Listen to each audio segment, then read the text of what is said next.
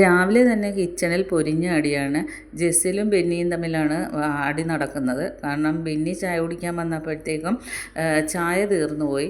10 പേർക്കുള്ള ചായ ഇട്ടിട്ട് ജെസ്സിൽ 10 പേർക്ക് ഉണ്ടായിരുന്ന അവിടെ ഇരുന്ന 10 പേർക്ക് കൊടുത്ത്. അപ്പം ബെന്നി ചോദിക്കുന്ന ഇതെന്താ ഇഷ്ടമുള്ള 10 പേർക്കാണോ കൊടുക്കുന്നത്, ബാക്കിയുള്ളവർക്ക് ചായ ഇല്ലേ എന്ന് ചോദിക്കുന്നു. അപ്പോൾ അക്ബർ കയറി വീഴുന്നു. ഇവിടെ ഇഷ്ടക്കേടൊന്നുമില്ല. ആദ്യം ഉണ്ടായിരുന്ന ആ 10 പേർക്കുള്ള പാത്രത്തിൽ തികഞ്ഞ ആ 10 ചായ ഉള്ളവർ കുടിച്ച് എന്ന് പറഞ്ഞ്. അപ്പം ജെസ്സിൽ പറയുന്ന വലിയ പാത്രം നിങ്ങൾ രാത്രി കഴുകി വെച്ചില്ല, വെസൽ ടീമിൻ്റെ ഉത്തരവാദിത്തമാണ് പാത്രം കഴുകി വെക്കേണ്ടത്. അത് എല്ലാം അവിടെ ഇട്ടിരിക്കുവാണ്. പാത്രങ്ങളൊന്നും കഴുകിയിട്ടില്ല, ഈച്ച അലിച്ച് കിടക്കുന്നു. കപ്പുകൾ, പായസം കുടിച്ച കപ്പൊക്കെ ഉണങ്ങി അതും എല്ലാം കിടക്കുന്നു. അതൊക്കെ നിങ്ങളുടെ ഡ്യൂട്ടി, അതൊക്കെ കഴുകി വെച്ചാലേ ഞങ്ങൾക്ക് സമയത്ത് ഭക്ഷണം ഉണ്ടാക്കാൻ പറ്റത്തുള്ളൂ. ഇല്ല ഭക്ഷണം ഉണ്ടാക്കുന്ന ലേറ്റ് ആകുമെന്ന് ജെസ്സിൽ പറയുന്നു. അപ്പോൾ ബിന്നി പറയാണ് ലാലേട്ടൻ പറഞ്ഞിട്ടുണ്ട് അവർ കഴിക്കുന്ന പാത്രം അവരവർ കഴുകണമെന്ന്.